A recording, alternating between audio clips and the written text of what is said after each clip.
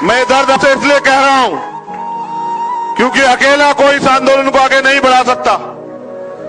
आज जरूरत है हमें अपने पैरों पे खड़े होने की और ये सोचने की कि अगर बाबा साहब अम्बेडकर अपने मात्र बच्चों के बारे में सोचते, अपनी पत्नी और अपने परिवार के बारे में सोचते, तो क्या हमारी जिंदगी में कभी सवेरा हो पाता?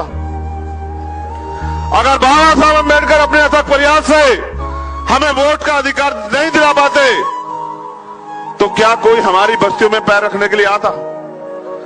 आज जो तमाम तरह के हिंदुत्व और भाईचारे की जो लोग बात करते हैं, अगर ये वोट की ताकत आपसे छीन ली जाए, तो मैं जिम्मेदारी से कहता हूं कि आज भी आपकी हालत और आपकी स्थिति उनकी नजरों में बिल्कुल वैसी है जितनी आजादी से पहले थी।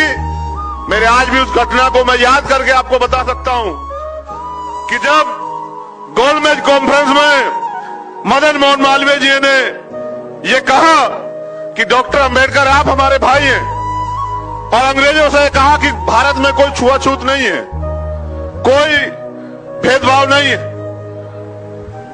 डॉक्टर अंबेडकर बस थोड़े नाराज हैं, इस वजह से इस तरह की बातें कर रहे हैं। हम तो वहां परिवार की तरह रहते हैं, हम तो एकजुट हैं।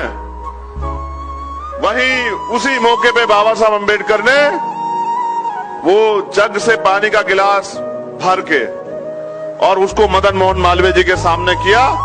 उन्होंने कहा अगर मालवीय जी कोई अछूतपन नहीं है, कोई भेदभाव नहीं, तो ये पानी आप पी के दिखाइए। और मालवीय जी ने इतनी हिम्मत नहीं जुटा पाए कि अछूत के हाथ से पानी पी लें।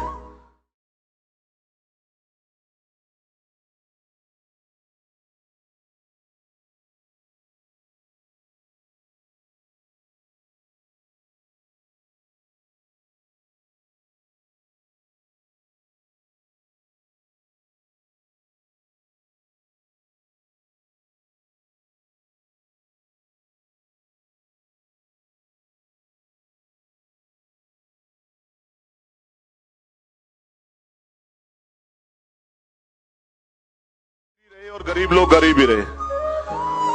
और आजादी से पहले जो इस देश में व्यवस्था थी, जो ब्राह्मणिकल सोशल ऑर्डर के आधार पर सामाजिक गैर बराबरी और आर्थिक गैर बराबरी थी, उसके शिकार आज भी हम हैं। और मेरे याद है बाबा साहब अम्बेडकर ने कहा था संविधान को सौंपते हुए कि राजनीति में 1 वोट 1 वैल्यू, इस वोट के आधार पर राजनीति में तो हम लोग बराबर हो जाएंगे, लेकिन ब्राह्मणिकल सोशल ऑर्डर के आधार पे जो सामाजिक गैर बराबरी और आर्थिक गैर बराबरी आज भी कायम है, जब तक हम उसका अंत नहीं करते तो इस देश में हमारी राजनीति भी कामयाब नहीं हो पाएगी। आज आप नोटिस कीजिए, नौजवान साथियां बड़े पैमाने पे मौजूद हैं, इंटेलेक्चुअल साथियां बड़े पैमाने में मौजूद हैं। आज देश में लोकतंत्र है ही कहां? क्या कोई गरीब का बेटा मेहनत करके आगे बढ़ सकता है? मैंने खुद उत्तर प्रदेश में चुनाव कंटेस्ट किया और उस व्यक्ति के खिलाफ कंटेस्ट किया जो उत्तर प्रदेश के सूबे का मुख्यमंत्री। जब मैंने कंटेस्ट किया तो मैंने ये देखने के लिए कंटेस्ट किया कि चुनाव होता कैसा है, लड़ाने में और लड़ने में फर्क है। मुझे एहसास हुआ कि अगर 50 लाख रुपए 1 करोड़ रुपए आपके पास नहीं तो आप चुनाव नहीं लड़ सकते। तो आप ये अपने मन से सोचिए कि आजाद भारत में लोकशाही है कहां? कोई गरीब का बेटा अगर कितना भी मेहनती क्यों ना हो, कितना भी संघर्षशील क्यों ना हो, कितनी भी उसके दिल में सपने क्यों ना हो, लेकिन वो लोकतंत्र में अपनी बात को रखने के लिए इतने तमाम लोगों के जो बैरिकेड्स लगा दिए गए, उनको पार नहीं कर सकता है। आज भी हम लोग बाबा साहब अम्बेडकर के अनुयायी, लेकिन आज भी मीडिया, मनी, इन तमाम तरह की सुविधाओं से, रिसोर्सेज से हम लोग दूर हैं। और जिनके साथ मुकाबला है, अगर हमें पैंथर बनाना पड़ा, क्यों बनाना पड़ा? जब इस देश में कानून है, संविधान है, तो हमें क्यों बनाना पड़ा? क्यों हमें अपने लोगों की रक्षा के लिए निर्णय लेना पड़ा? उसका एकमात्र कारण यह है कि कानून बनाने की ताकत हमारे हाथ में नहीं है और कानून को लागू कराने की ताकत हमारे हाथ में नहीं। और अगर कानून को लागू कराने की ताकत हमारे पास नहीं है तो हम मात्र एक भीड़ है, और भीड़ को यो लड़ाई नहीं जीतती। भीड़ कभी कामयाब नहीं होती है, भीड़ हमेशा भेड़ होती है। हमें इस भेड़ की कैटेगरी से आगे निकलना पड़ेगा। मुझे आज एक तकलीफ और है, मैं उसको भी आपके सामने बयां करूंगा। यहाँ पैंथर बैठे हैं, ये रीढ़ है, इस आंदोलन की रीढ़ है जो लोग यहां बैठे हैं। बलि बकरी की दी जाती है, शेर की नहीं दी जा सकती। अगर हमें शेर बनना है तो हमें अपने महापुरुषों के जीवन संघर्ष को, उनके सिद्धांतों को, उनके जीवन को अनुसरण करना पड़ेगा, जीना पड़ेगा। बाबा साहब अम्बेडकर चाहते थे कि हम इंस्टीट्यूशन बनाएं। आज आप चेक करो, महाराष्ट्र में हो सकता है क्या देश में हम पे ऐसे इंस्टीट्यूशन है कि हम अपने कमजोर बच्चों को जो है वहां पढ़ाने का काम कर सकें। जहां विरोधी लोगों ने इतने बड़े बड़े इंस्टीट्यूशन खोल के अपनी विचारधारा को वहां प्रचारित प्रसारित करने का काम किया, तो क्या उनके मुकाबले, उनको टक्कर देने के लिए या अपने समाज को उस लेवल पे खड़ा करने के लिए क्या हमारे पास उनसे आधे भी इंस्टीट्यूशन है?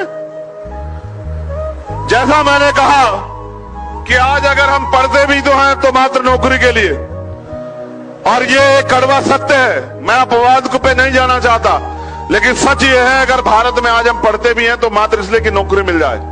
हम ज्ञान के लिए नहीं पढ़ते हैं। और अगर हम ज्ञान के लिए पढ़ते तो फिर यहां दोबारा से डॉक्टर अंबेडकर जन्म लेते। हम इसलिए पढ़ते हैं कि हमें नौकरी मिल जाए, और नौकरी इसलिए कि कुछ पैसे मिल जाए और उन पैसों के जरिए हम अपने घर परिवार को चला सकें। कहीं से कहीं तक भी हम आंदोलन के साथ नहीं खड़े हैं। ये पूरा आंदोलन देने के लिए है। आप फूले साहब को पढ़िए, उन्होंने 18 स्कूल खोले। आज हमारे पास IAS IPS भी हैं, वो 2 स्कूल नहीं खोल पाए। कौन जिम्मेदार है? उन्होंने, आज हमारे लोगों को कुर्सी ना मिले उनको अपमान लगता है, लेकिन मां सावित्रीबाई फुले अपने अपमान की परवाह न करते हुए हमें पढ़ाने का काम करती थी। ऐसे चलते हैं आंदोलन। पैंथर अगर आगे बढ़ा तो पैंथर के लोगों ने अपना खून और अपना पसीना, अपना तन मन धन उसमें झोंका।